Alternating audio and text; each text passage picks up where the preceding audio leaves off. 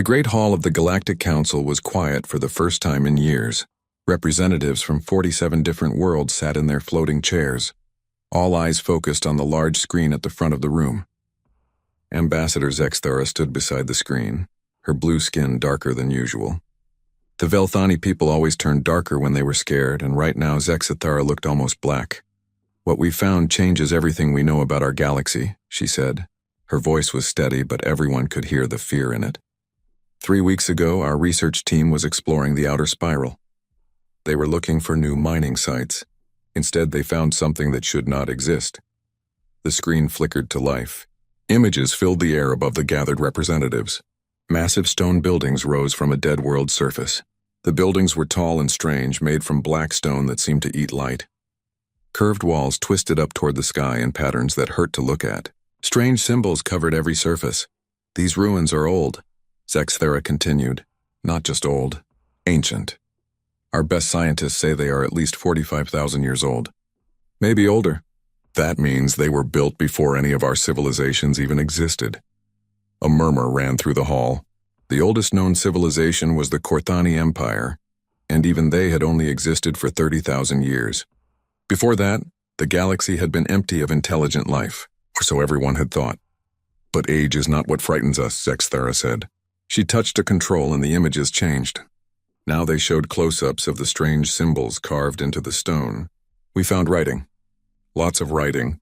It covers every wall, every door, every surface. And we can read some of it." The hall fell completely silent. Reading ancient writing was hard. Most old languages were lost forever. But 17 different research teams had worked on these symbols. They had found something impossible. "The writing is in 17 different languages," Zexthara explained. "All dead languages. Languages that died out thousands of years ago. But they all say the same thing. The same warning over and over again." New words appeared on the screen. They were written in Galactic Standard, the language everyone used. But somehow they felt heavy and dangerous. "They are sleeping. Do not wake them. We kept the vigil. The silent ones will return." The silence in the hall was complete now. Not one representative moved or spoke. The words hung in the air like a threat. "Who are the silent ones?" asked Representative Kor from his floating chair. He was old even for a Tashari, and his green feathers were almost white with age. "And who wrote these warnings?" Zexthara touched her controls again. This time the screen showed a different kind of image. It looked like a crystal, but it glowed with soft blue light. Strange patterns moved inside it. "We found this data crystal in the deepest part of the ruins," she said. "It took our best scientists 2 weeks to figure out how to read it. What we found inside makes the warnings look simple." The crystal's glow grew brighter on the screen. Then words began to appear. Not symbols this time, but actual words in languages they could understand. "The crystal contains fragments of historical records," Zexthara explained. "They tell the story of a species that once ruled half our galaxy. A species called humans." More murmurs filled the hall. No one had ever heard of humans before. The galactic database had no record of them. How could an entire species just disappear from history? "According to these records, humans came from a world called Earth," Zexthara continued. "They were bipedal mammals, similar to several species we know today. But they were different in important ways. They could live almost anywhere. Hot worlds, cold worlds, high gravity, low gravity. They adapted to everything." Images appeared on the screen. They showed creatures that looked a bit like the Tashari, but without feathers. A bit like the Velthani, but without the blue skin. They stood upright on 2 legs and had 2 arms. Their faces were smooth, with small eyes and strange mouth shapes. "They built cities on 1,000 worlds," Zexthara said. "They explored every corner of space we have mapped and many places we have not. They were builders and explorers. But when they needed to be, they were also warriors." The images changed again. Now they showed massive ships flying through space. The ships were huge, bigger than anything the Galactic Council had ever built. They had smooth, curved hulls that seemed to flow like water, but despite their beauty, there was something dangerous about them. "The records say humans were the most effective fighters the galaxy had ever seen," Zexthara explained. "Not because they were the strongest or the fastest, but because they never gave up. They would keep fighting when any other species would surrender. They would find a way to win when winning seemed impossible." Representative Kor leaned forward in his chair. "If they were so powerful, what happened to them? Where are they now?" Zexithara's skin grew even darker. That is the mystery. 40,000 years ago, they just vanished. Every human world, every human station, every human ship gone. All at the same time. No battles, no invasions, no natural disasters. They just left empty cities behind and disappeared into space. Perhaps they died out, suggested Representative Mira from the dolphin-like Aquari delegation. Disease, maybe, or some internal war. No, Zexithara said firmly. The cities show no signs of battle or plague. The humans just left. But before they did, they left those warnings. Warnings about something sleeping, something they were watching, and they called themselves the Silent Ones. The hall was quiet again. Everyone was thinking about the same thing. If humans had been so powerful, what could have made them leave? What could have scared them so much that they would abandon their entire civilization? There is something else, Zexithara said. Her voice was almost a whisper now. Something we detected 3 days ago. She touched her controls one more time. The screen now showed a map of the galaxy. Thousands of dots marked the locations of known civilizations. Lines showed the major trade routes and communication networks. It was a map everyone had seen many times before, but now there was something new on the map. A red line moving slowly across the galaxy in a perfect spiral pattern. It touched every major star system but never stopped at any of them. Long-range sensors detected this energy signature moving through hyperspace, Zexithara explained. It is unlike anything in our databases. The signature is massive, bigger than anything we have ever built, and it is moving in a pattern that will take it to every inhabited system in the galaxy. What kind of pattern? Asked Representative Korv. A mathematical one, Zexithara replied. Perfect and precise. It will take exactly 733 years to complete one full spiral, then it will start again. This is not random movement. This is the work of intelligence. Representative Mira's large eyes grew even larger. Could it be the humans? Could they be returning? We do not know, Zexithara admitted. The energy signature matches no known technology, but the mathematical precision fits what we know about human engineering. They always built things with perfect mathematical relationships. The red line on the screen continued its slow spiral across the galaxy. Everyone in the hall watched it move, thinking about what it might mean. Were the humans coming back after 40,000 years? And if they were, why now? There is one more thing, Zexithara said. The spiral pattern is not random. Our mathematicians have analyzed it. The signature visits every star system in a specific order. It checks the systems where we found the warnings first. Then it moves to systems where we found other human ruins. It is following a path that only someone with detailed knowledge of human history could know. The implications hit everyone at the same time. If something was following human historical sites, it had to know about humans. It had to have some connection to the vanished species. What are our options? Asked Representative Korv. We have sent scout ships to intercept the signal, Zexithara replied. But they are still 3 days away from making contact. Until then, we can only wait and watch. And if it is hostile? Asked Representative Mira. Zexithara was quiet for a long moment. According to the records, humans commanded technology we cannot understand. If they have returned and they mean us harm, our fleets would not be able to stop them. The hall fell silent again. Everyone was thinking about the same thing. The galaxy had been peaceful for thousands of years. Wars were rare and small. The Galactic Council kept order through discussion and agreement. But now they might be facing something beyond their understanding. What about the warnings? Asked a new voice. Representative Thane from the insect-like Zephyri delegation rarely spoke, but when he did, everyone listened. The warning said the Silent Ones would return, but they also said something was sleeping. What if the humans did not leave by choice? What if they left to guard against something else? Zexithara nodded slowly. That is what frightens me most, she said. The warnings were not just about humans returning. They were about something else. Something the humans were watching. Something they did not want anyone to wake up. And now? Asked Representative Thane. Now we have expanded across the galaxy, Zexithara replied. We have built cities and stations in places that were empty for 40,000 years. We have explored regions of space that the old maps marked as forbidden. What if we have gone somewhere we should not have gone? What if we have disturbed something that was meant to stay asleep? The red line continued its spiral across the galactic map. Everyone watched it move, knowing that in 3 days they would have their answers. The scout ships would make contact with whatever was creating the signal. They would learn if the humans were truly returning, And if they were, whether they came as friends or enemies. But deep in their hearts, everyone in the hall knew that the galaxy was about to change forever. The age of peaceful expansion was ending. The Silent Ones were returning, and with them would come answers to questions the galaxy was not sure it wanted to ask. As the session ended and the representatives returned to their ships, the red line continued its patient spiral across the stars. Somewhere in the depths of space, something that had been waiting for 40,000 years was finally coming home. Captain Sarah Voss had volunteered for the deep space mission because she was bored. 20 years of flying trade routes between safe known worlds had left her hungry for adventure. When the Galactic Council asked for volunteers to investigate the mysterious energy signature, she was the first to raise her hand. Now, floating in her command chair aboard the exploration ship Meridian, she was starting to think boredom might not have been so bad after all. "Captain," called her science officer, Dr. Kethmore. The small furry Rillan was staring at his screens with all four of his eyes wide open.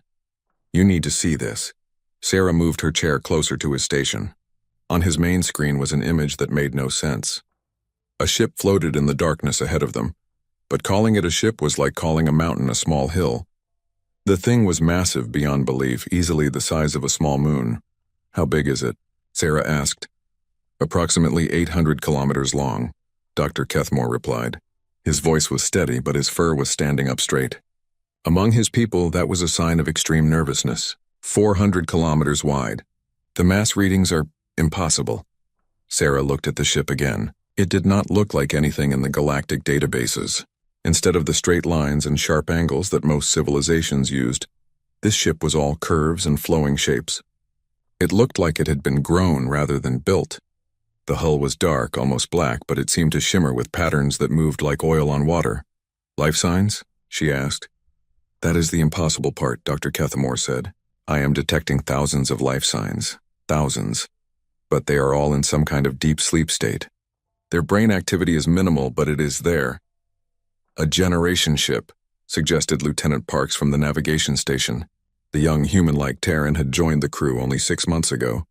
Maybe they were traveling somewhere and had to put their people in sleep chambers. Dr. Kethmore shook his head. "The energy patterns are wrong for normal sleep chambers. This is something else. Something much more complex." As they watched, lights began to flicker along the massive ship's hull. Not the steady lights of normal ship systems, but patterns that seemed to pulse like a heartbeat. The pulses started slow, then grew faster. "It is responding to our presence," Dr. Kethmore said. "The ship knows we are here." "How is that possible?" Sarah asked. "Our sensors show no active systems, no crew moving around." "I do not know," the science officer admitted. "But something is definitely happening." The lights continued to pulse, and now they could hear something too. A low humming sound that seemed to come from everywhere at once. It was not quite music, but it was not random noise either. There was a pattern to it, a rhythm that almost made sense. "Captain," called Communications Officer Zara from her station. "I am receiving a signal." "From the ship?" "No, that is the strange part. The signal is not coming from the ship. It is coming from all around us. Like space itself is talking." Sarah felt a chill run down her spine. "Put it on speakers." The bridge filled with a sound unlike anything they had ever heard. It was like voices singing, but the voices were not quite right. They were too deep, too complex, as if each voice was actually many voices speaking together, and beneath the singing was something else. A sound like machinery, but machinery that had been running for so long it had learned to dream. "Can you understand any of it?" Sarah asked. Zara worked at her controls for several minutes. "Some of it is in old languages, languages that died out thousands of years ago. But there are patterns I recognize. Give me a moment." The singing continued, growing louder and more complex. The lights on the massive ship pulsed faster, and now they could see that sections of the hull were opening. Not breaking apart, but unfolding like flower petals. Smooth passages revealed themselves, lit by that same strange pulsing light. "I think it is an invitation," Zara said finally. "The patterns match greeting protocols from several ancient languages. It wants us to come aboard." "That could be a trap," Lieutenant Parks pointed out. "Maybe," Sarah agreed. "But if this ship is connected to the energy signature the Council detected, we need to investigate. This might be our only chance to get answers." She made her decision. "Prepare a shuttle. Dr. Kethmore, you are with me. Lieutenant Parks, you have the bridge. If we are not back in 6 hours, return to council space and report what you found. Captain, Park said. Maybe we should wait for backup. The nearest council ship is 3 days away, Sarah replied. If this ship decides to leave, we might never get another chance. 20 minutes later, Sarah found herself piloting a small shuttle toward one of the open passages in the massive ship's hull. Dr. Kethmore sat beside her, his instruments recording everything. Behind them, Security Chief Rhaegar checked his weapons for the 5th time. The big Corvani warrior was nervous, which was saying something. His people were known for being fearless. The passage is big enough for our shuttle, Sarah observed, almost like they expected visitors our size. Or they built it for people their size and we happened to fit, Dr. Kethmore suggested. As they flew into the passage, the walls around them began to glow. Not electric light, but a soft, warm glow that seemed to come from the material itself. Strange symbols appeared on the walls, flowing past them like water. Some of the symbols looked familiar, though Sarah could not say why. Are you recording this? She asked Dr. Kethmore. Everything, he confirmed. But Captain, these energy readings are beyond anything I have seen. The walls are not just glowing. They are thinking. What do you mean, thinking? The patterns of energy flow match neural activity. The ship itself appears to be alive in some way. The passage opened into a vast chamber that took Sarah's breath away. The ceiling was so high she could not see it in the dim light.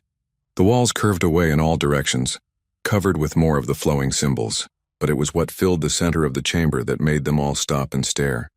Thousands of crystal chambers were arranged in perfect spirals throughout the space. Each chamber was about the size of a person, and each one glowed with soft blue light. Inside the chambers they could see shapes. People, but not like any people they knew. Humans, Dr. Kethmore whispered. They matched the descriptions from the archaeological records. Sarah moved closer to one of the chambers. Inside was a woman floating in some kind of liquid.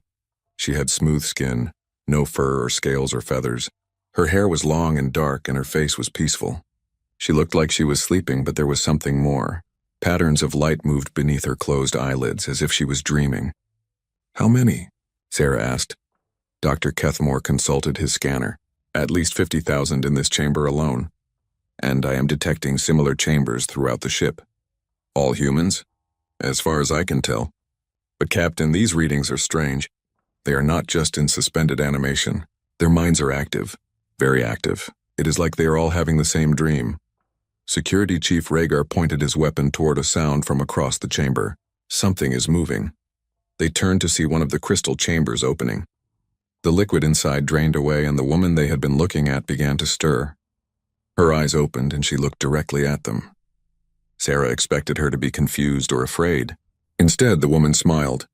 How long? She asked. Her voice was clear and strong and she spoke perfect galactic standard. How long what? Sarah replied. How long have we been sleeping? The woman asked as she stepped out of the chamber. She was wearing a simple gray outfit that seemed to fit perfectly. I need to know how much time has passed. Dr. Kethmore stepped forward. According to our records, humans disappeared from the galaxy 40,000 years ago. The woman nodded as if this was exactly what she had expected. Then it is time. Time for what? Sarah asked. Instead of answering, the woman walked to a section of the wall covered with symbols. She placed her hand on the wall and the symbols began to change. New patterns flowed across the surface and the chamber filled with a low humming sound. My name is Dr. Elena Vasquez, the woman said. I am the wake-up coordinator for this vessel, and you have arrived just in time for the most important moment in galactic history. More chambers began to open throughout the vast space. Men and women emerged, all moving with the same calm confidence as Dr. Vasquez. They spoke to each other in quiet voices, checking instruments that appeared on the walls when they touched them. We need to go, Dr. Vasquez said to Sarah. The others will want to meet you. They have been waiting a very long time for this moment. The others? Sarah asked. The command crew, Dr. Vasquez explained. They have been awake in the deep levels, maintaining the ship and monitoring the galaxy. They knew you were coming long before your sensors detected us.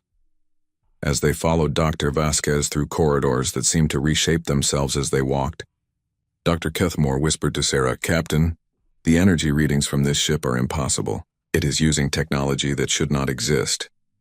I know, Sarah whispered back. But Dr. Vasquez speaks our language perfectly. How is that possible? Galactic Standard was developed only 5,000 years ago. I heard that, Dr. Vasquez said without turning around. We have been monitoring galactic communications for the entire time we were asleep. We learned your languages, studied your cultures, watched your civilizations grow. We had to know when the time was right. The time for what? Sarah asked again. This time, Dr. Vasquez stopped walking and turned to face them.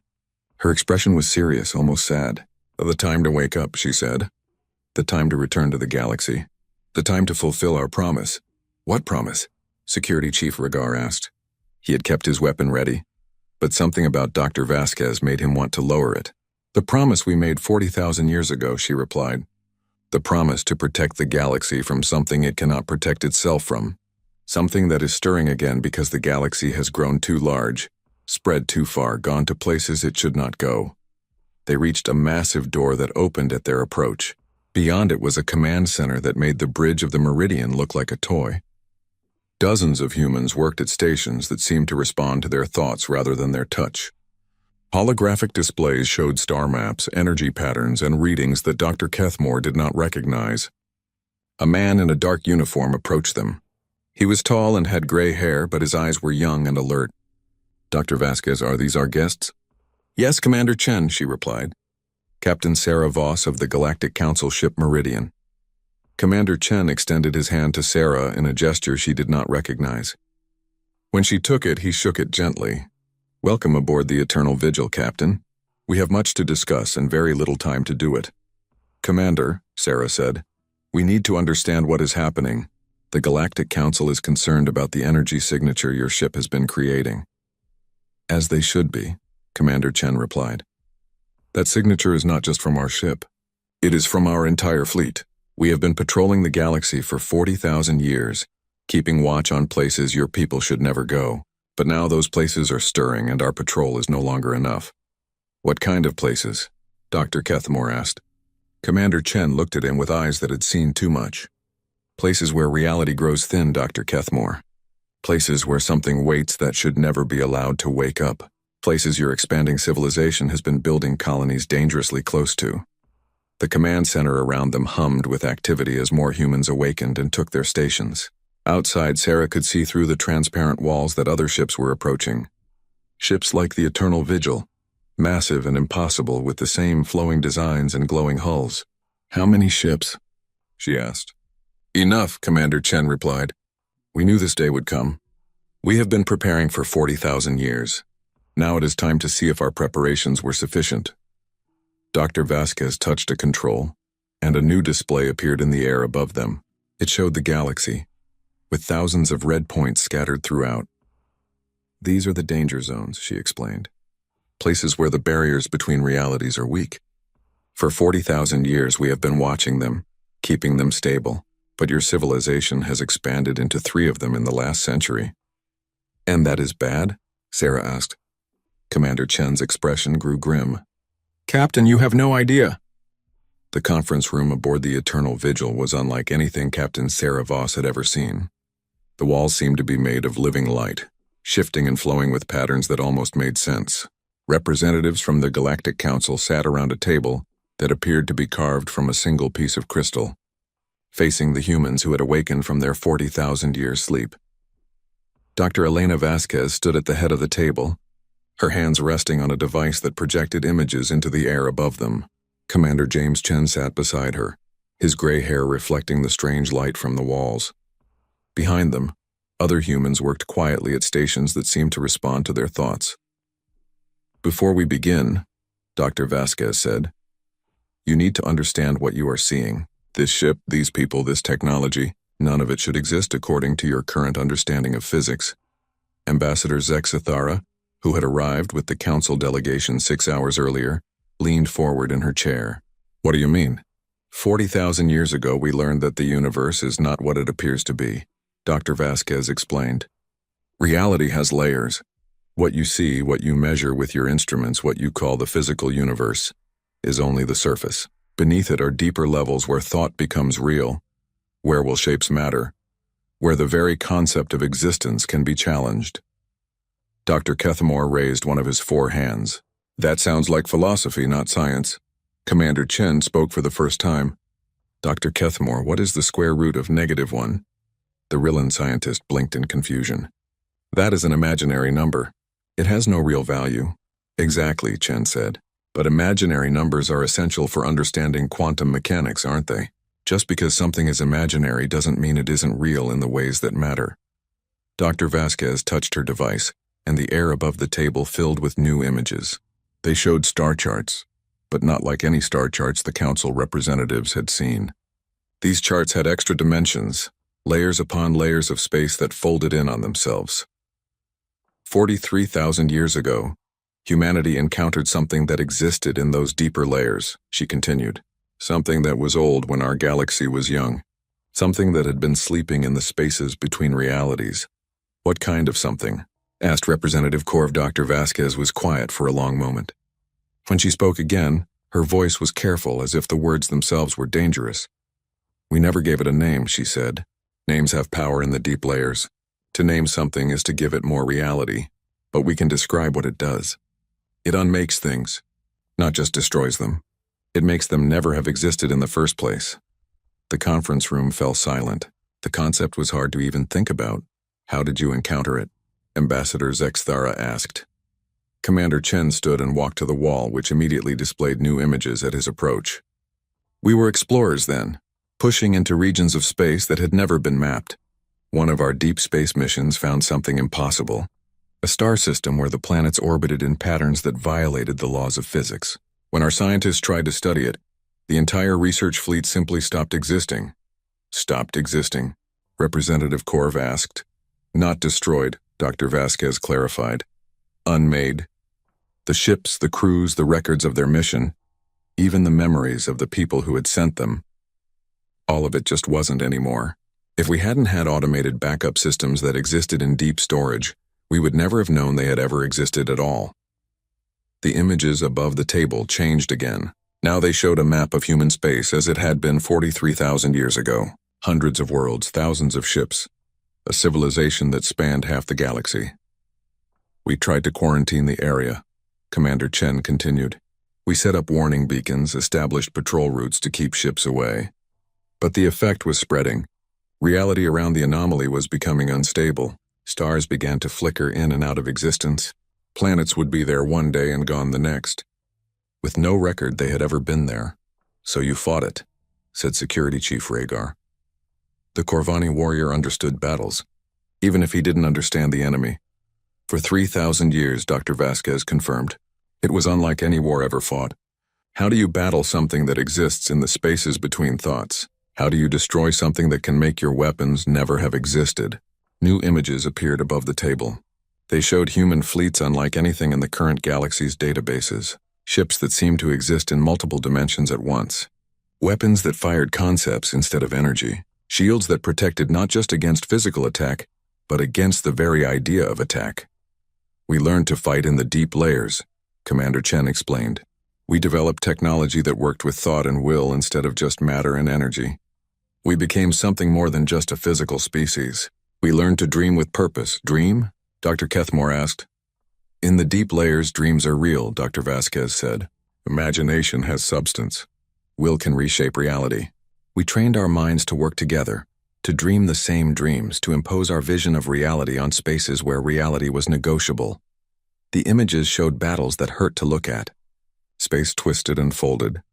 Time ran backward and forward at the same time, and human ships moved through dimensions that had no names. For 3,000 years we held the line, Commander Chen continued. We contained the entity, prevented it from spreading further, but we could not destroy it. Every time we thought we had won, it would adapt, find a new way to attack reality itself. So what did you do? Ambassador Zexthara asked. Dr. Vasquez sat down heavily in her chair. We made the hardest decision in human history. We realized that the entity fed on conflict, grew stronger with each battle. The only way to contain it was to stop fighting in the traditional sense. You surrendered? Representative Corv asked. No, Commander Chen said firmly. We evolved. We developed a new strategy. Instead of fighting the entity directly, we would contain it by becoming its eternal guards. We would sleep on the borders of reality. dreaming barriers into existence, maintaining the walls between what is and what should never be. The images above the table changed one final time. Now they showed the human fleet as it existed today. Hundreds of massive ships like the Eternal Vigil, each one containing thousands of sleeping humans. But these were not ordinary sleep chambers.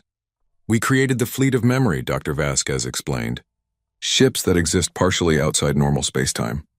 Each ship is crewed by volunteers who agreed to sleep for as long as necessary, dreaming the galaxy safe. For 40,000 years? Dr. Kethmore asked, amazed. 40,000 years, Commander Chen confirmed. Every human in those sleep chambers has been dreaming the same dream. A dream of strong walls, of barriers that cannot be crossed, of an entity contained and sleeping.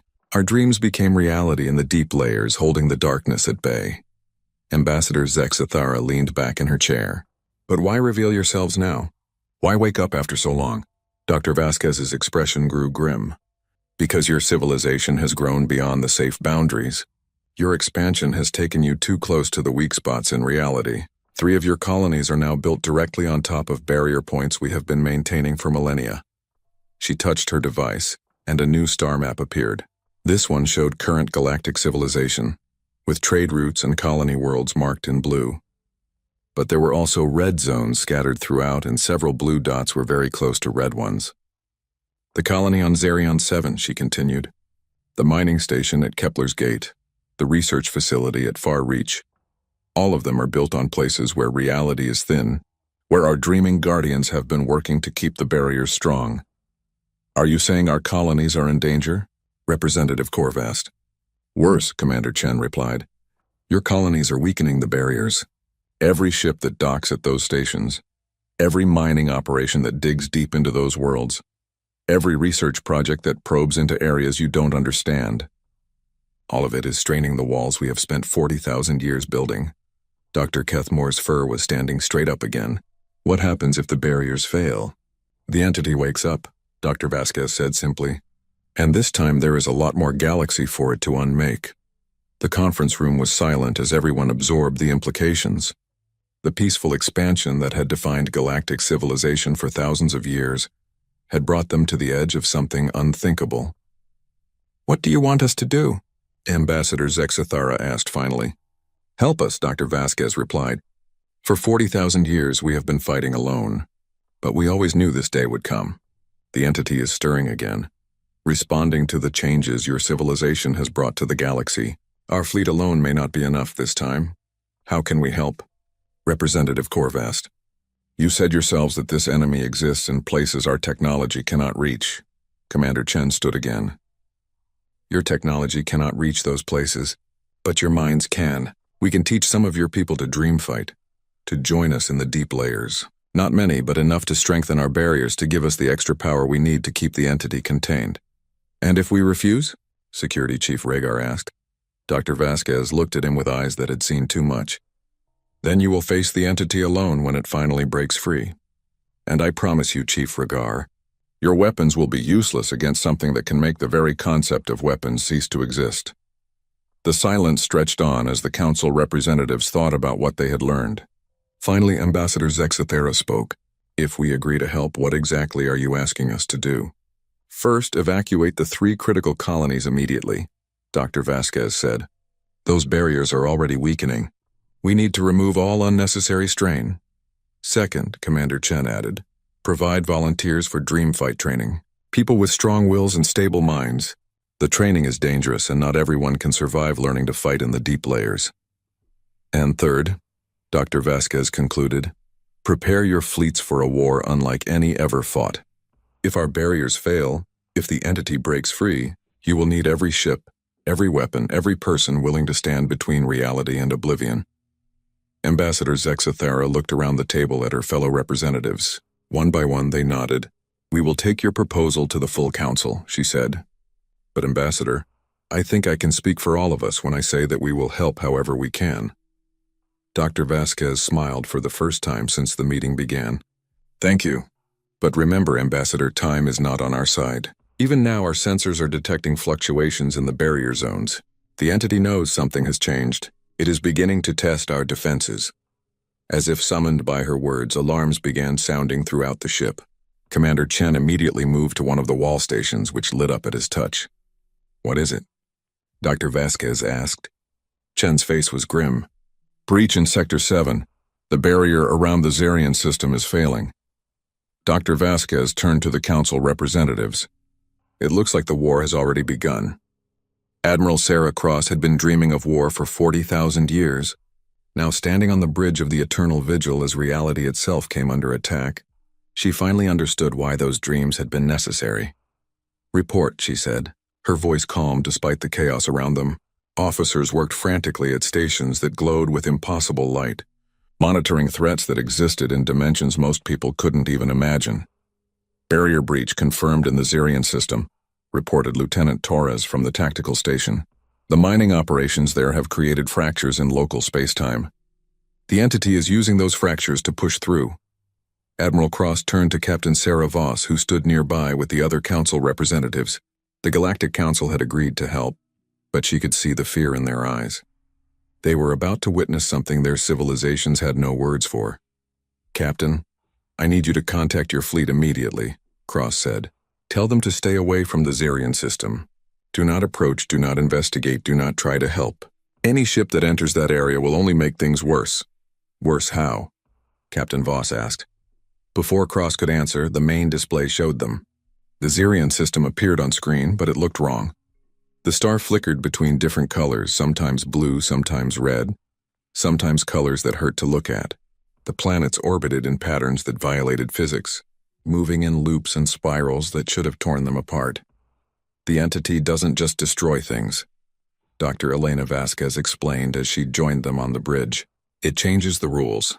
In areas under its influence, physics becomes unreliable, cause and effect breakdown. Time flows in circles. Consciousness becomes negotiable." "What do you mean, negotiable?" asked Dr. Kethmore.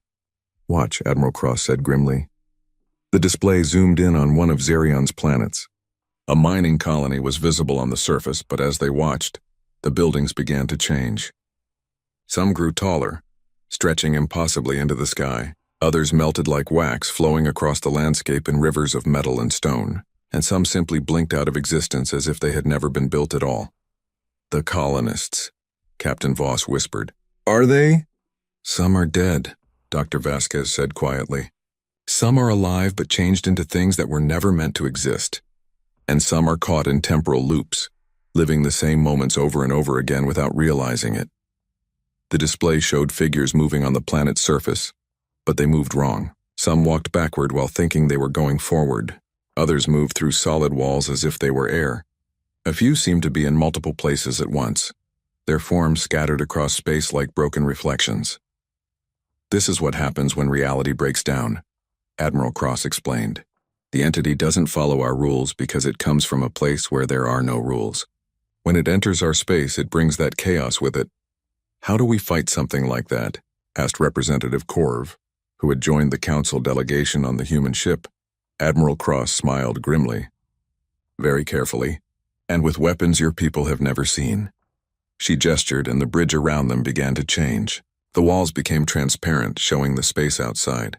But it wasn't normal space. They could see other dimensions layered on top of each other like sheets of glass. In some layers, the stars were different colors. In others, they moved in patterns that spelled out words in languages that didn't exist.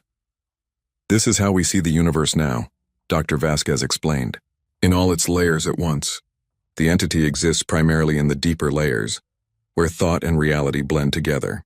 To fight it, we have to go there too." Other ships were becoming visible in the layered space around them. Ships like the Eternal Vigil, massive and impossible, their hulls flowing with patterns of light. But these weren't just moving through normal space. They were traveling through the layers of reality itself, sliding between dimensions like fish through water. The dream of Terra, the memory of Mars, the song of distant Earth. Admiral Cross named them as they appeared. Each ship is a fortress in the deep layers, crewed by people who have learned to fight with their minds instead of just their weapons. "How many ships do you have?" Captain Voss asked. 373, Cross replied, each one containing between 50 and 100,000 sleeping guardians. For 40,000 years they have been dreaming barriers into existence, holding the darkness at bay. The tactical display changed, showing the approaching human fleet in formation around the breached barrier. But this wasn't a normal military formation. The ships moved in spirals and circles, creating patterns that seemed to have meaning beyond mere strategy. Each ship's position creates a mandala of protection, Dr. Vasquez explained. The geometry itself has power in the deep layers. Our formation is both a battle array and a prayer made manifest. A prayer to what? Asked Dr. Kethmore. To the idea that reality should remain stable, Admiral Cross said. To the concept that existence is better than non-existence. To the hope that consciousness can triumph over chaos. Alarms sounded again, and the display shifted to show new breaches opening throughout the galaxy. Not just at Xerion, but at the other colony sites the humans had warned about. The entity was pushing through in multiple places at once. It's learning, Admiral Cross said grimly. For 40,000 years it has been testing our barriers, finding weak points. Now it's using everything it has learned to attack simultaneously. The images from the breach sites were horrifying. At Kepler's Gate mining station, the asteroids had begun to move in impossible ways, forming shapes that spelled out concepts too dangerous to think about. Ships that tried to evacuate found their engines working backward, pushing them toward the danger instead of away from it. At the Far Reach Research Facility, the scientists had been studying dark matter when reality around them simply stopped making sense. Some of them were now existing in multiple time streams at once, aging and growing younger simultaneously. Others had become living equations, their bodies transformed into mathematical formulas that walked around the station. This is what your expansion into forbidden space has caused, Admiral Cross said to the Council representatives. By building in areas where reality is thin, you've given the entity footholds in our dimension. We didn't know, Captain Voss said desperately. If you had warned us, we tried, Dr. Vasquez interrupted. The warnings were carved into every human ruin your people found. They are sleeping. Do not wake them. But you thought it was primitive superstition. Because it sounded like superstition, Representative Korv protested. Warnings about sleeping gods and ancient evils? No rational species would take such things seriously. Admiral Cross turned to face him directly. Representative, what is the most rational response to a threat that exists beyond reason? How do you prepare for something that can make the very concept of preparation meaningless? Before Korv could answer, new alarms sounded. This time the threat was closer to home. Admiral, Lieutenant Torres called from his station. Massive distortion forming at the edge of the system. Something is coming through. The main display showed empty space, but as they watched, reality began to bend and twist. Stars in the background seemed to stretch like taffy, and space itself developed cracks that leaked impossible colors. All ships, battle stations, Admiral Cross commanded. Prepare for deep layer engagement. Around them, the human fleet began to change. The ship's hulls became translucent, showing the sleeping chambers within. But now the chambers were glowing brighter, and patterns of light were flowing between them like neural pathways. The sleeping guardians are linking their dreams, Dr. Vasquez explained to the watching council representatives. Together, they will create a barrier of pure will around this system. What can we do to help? Captain Voss asked. Stay back and observe, Admiral Cross replied. This first battle will tell us how much the entity has grown in power. If our current forces are not enough, we will need to wake more guardians and train your people faster than we had hoped. The distortion in space grew larger, and something began to emerge from it. It wasn't a ship or a creature in any sense that made sense. It was a concept given form, an idea that had learned to hate existence. It looked like a hole in reality shaped like a thought, surrounded by fragments of things that had never been allowed to exist. All ships engage, Admiral Cross commanded. The human fleet opened fire, but their weapons were unlike anything the Council representatives had ever seen. Instead of energy beams or projectiles, they fired pure concepts. Hope given destructive form, the memory of sunlight weaponized against darkness, dreams of safety made manifest as shields. The entity responded with attacks of its own. Waves of non-existence washed over the human ships, trying to convince them they had never been built. Concepts of despair and meaninglessness hammered against their defenses. But the human ships held. The sleeping guardians' dreams formed layers of protection that the entity couldn't penetrate. Every attack was met with a counter-dream. Every assault on reality answered with a stronger affirmation of existence. It's working, Dr. Vasquez said with relief. The barriers are holding. But Admiral Cross wasn't smiling. "This is just a probe," she said. "The entity is testing our current strength. The real attack will come when it knows what we're capable of." As if responding to her words, the entity suddenly withdrew. The distortion in space collapsed and the impossible presence vanished back into the deeper layers of reality. "Is it over?" Captain Voss asked. "No," Admiral Cross replied. "It's just beginning. The entity now knows we're awake again, and it knows how strong our current defenses are. It will gather its forces and return with everything it has." She turned to face the council representatives directly. "Captain, you need to return to your people immediately. Tell them what you've seen here. The galaxy has perhaps days before the entity launches its full assault. We need every ship, every weapon, and every mind willing to join the fight." "What about the other breach sites?" Representative Korv asked. "We'll contain them as best we can," Dr. Vasquez said. "But our fleet is stretched thin. If the entity attacks all the breach points simultaneously while also hitting us here, we may not be able to hold all the barriers." Admiral Cross walked to the transparent wall of the bridge, looking out at the layered dimensions of space. In the deeper layers, she could see movement. Vast shapes stirring in the darkness between realities, preparing for war.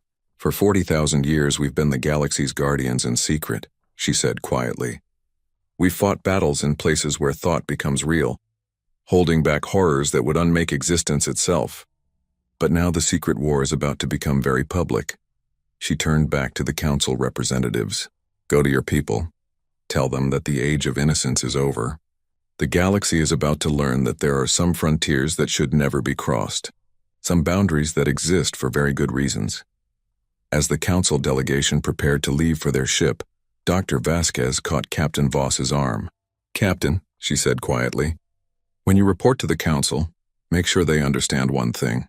This isn't a war we can win through conventional means. If we're going to survive what's coming, your people will need to learn to fight with more than just weapons. They'll need to learn to fight with their very souls." Outside, in the depths of space where reality grew thin, something ancient and hungry was gathering its strength for the final assault on existence itself. The emergency session of the Galactic Council lasted 3 days.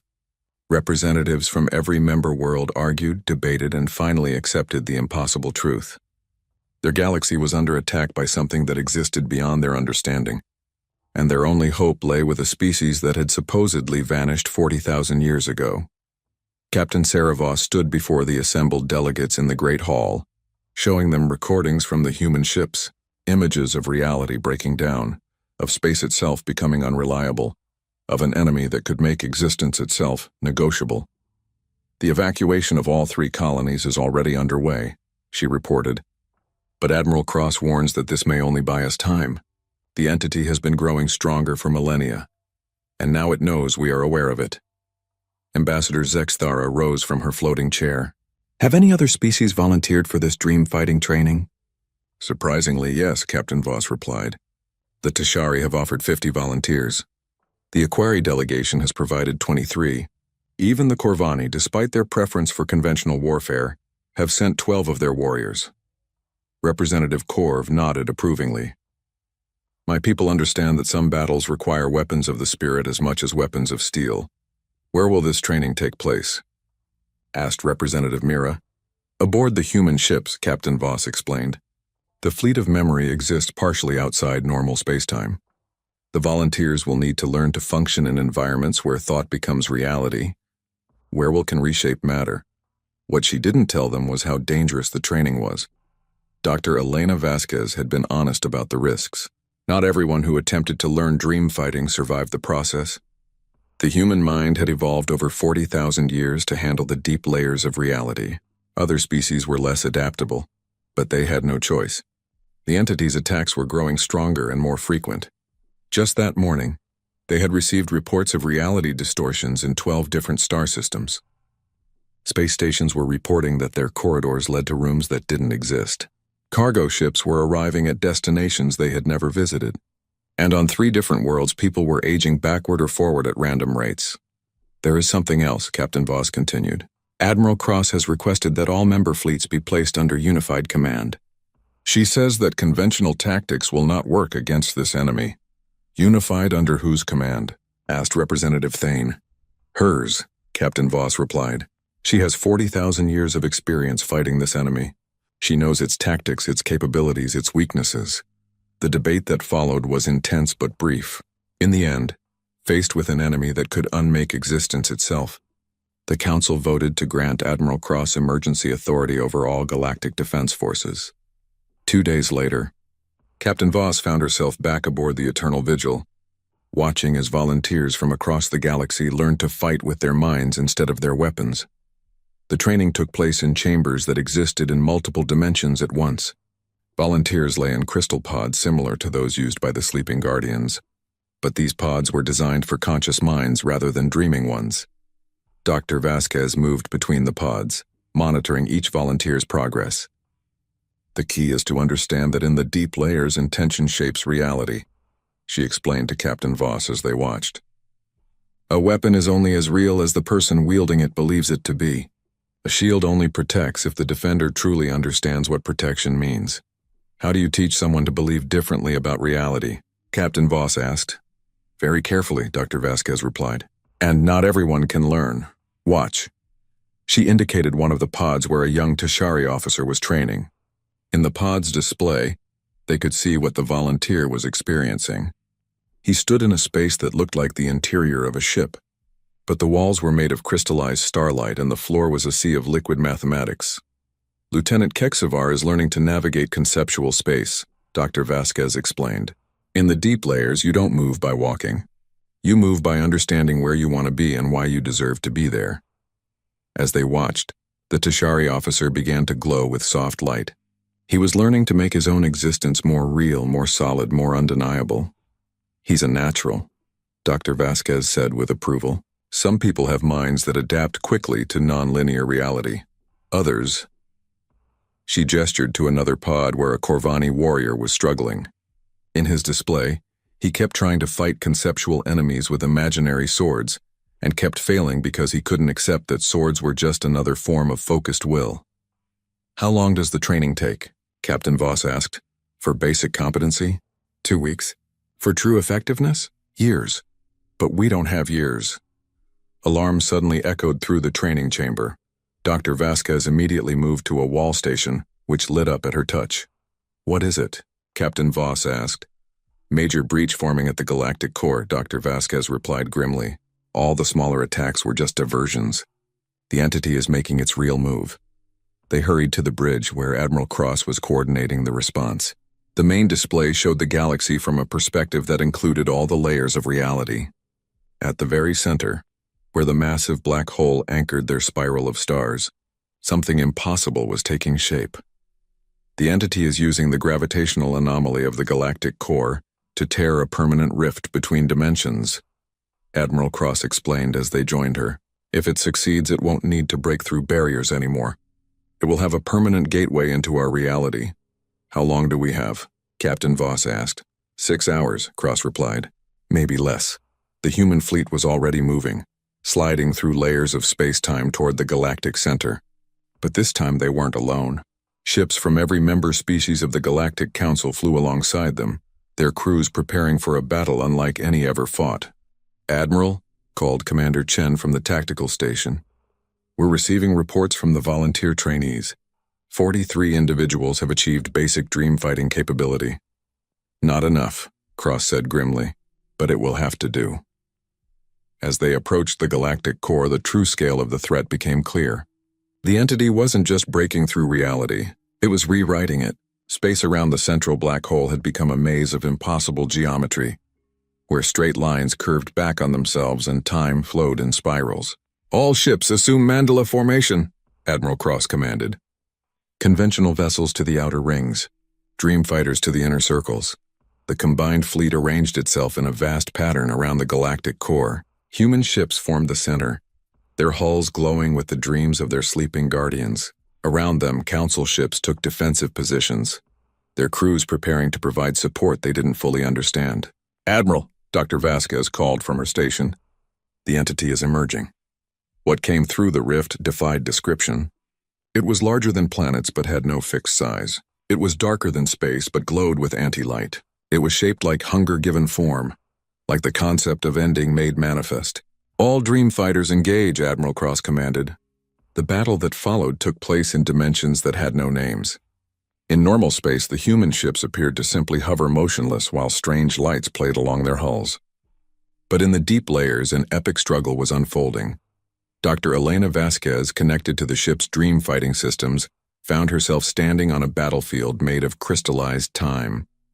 Around her, the volunteers she had trained fought alongside sleeping guardians who had been dreaming of this moment for 40,000 years. The entity's attacks came as waves of pure negation. Concepts like never was and should not be hammered against their defenses. But the combined fleet responded with something the entity had never faced before. "We are," Vasquez declared, her voice echoing across impossible distances. Around her, thousands of voices joined in. Human, Tashari, Aquari, Corvani, Veltani. Every species in the galaxy speaking as one. "We exist," they continued. "We matter. We choose to be," the entity faltered. For 40,000 years, it had faced only human will. Now it confronted the combined determination of an entire galaxy. Dozens of different perspectives on reality. Dozens of different ways of understanding existence. All unified in their refusal to be unmade. But the entity was ancient and powerful. It began to adapt, finding new ways to attack their unified defense.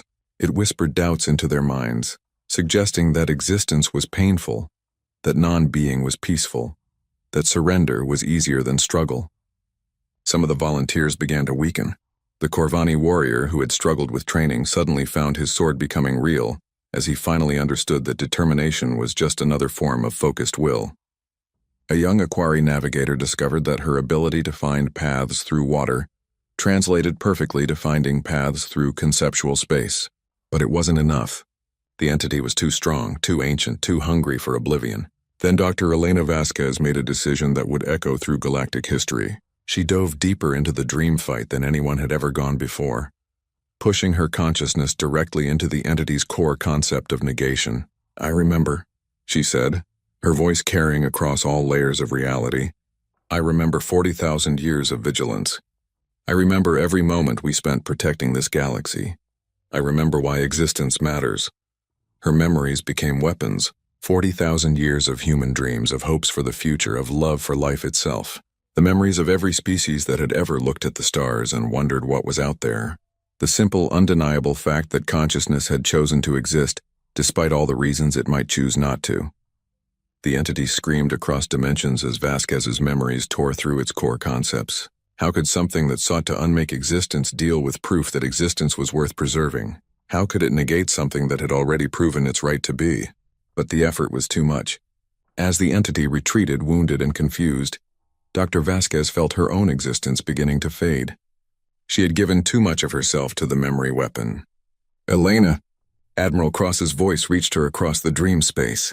"It's okay," Vasquez replied, her form already becoming translucent. "I understand now. This is what we were always meant to do. Not just guard the galaxy, but prove that it's worth guarding." As her consciousness dissolved into the deep layers of reality, her final thought became a truth that anchored itself in the very structure of space-time. We endure. The entity, faced with this paradox, this absolute proof that existence could outlast any attempt to negate it, fled beyond the galactic rim. It wasn't destroyed, but it was contained, held at bay by the knowledge that somewhere in the galaxy people would always be ready to stand between existence and void. The battle was over. The immediate threat had passed. But the galaxy would never be the same. In the weeks that followed, the Department of Conceptual Security was established with Dr. Vasquez's sacrifice as its founding principle. Volunteers from every species learned to dream fight, taking their place alongside the sleeping guardians of the fleet of memory. The human ships resumed their eternal patrol, but now they carried crews from across the galaxy. The ghost ships that walked between stars were no longer alone in their vigil. Captain Sarah Voss, now bearing the title of Conceptual Security Coordinator, established new protocols for galactic expansion. Some frontiers would remain forbidden, some boundaries would never be crossed, and some dark spaces between the stars would always have watchers. The final entry in the Eternal Vigil's log was written by Lieutenant Kexvar, the young Tashari officer who had proven so gifted at dreamfighting. "Today I finally understood what Admiral Cross meant when she said this wasn't a war we could win with weapons. This was a war for the right to exist, and the only way to win such a war is to prove that existence is worth defending. Dr. Vasquez showed us how to do that. She showed us that memory is the strongest weapon, Hope is the best shield, and the willingness to stand guard is the highest form of courage.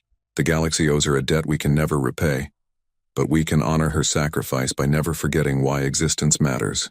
We endure, we choose to be, and we will always stand watch in the dark places between realities, keeping the light burning for those who sleep peacefully among the stars. And in the deep dark between galaxies, ancient barriers held firm, watched over by ships that existed in the spaces between thoughts, crewed by beings who had learned that the greatest victory was not conquest, but the simple, stubborn refusal to let the light go out.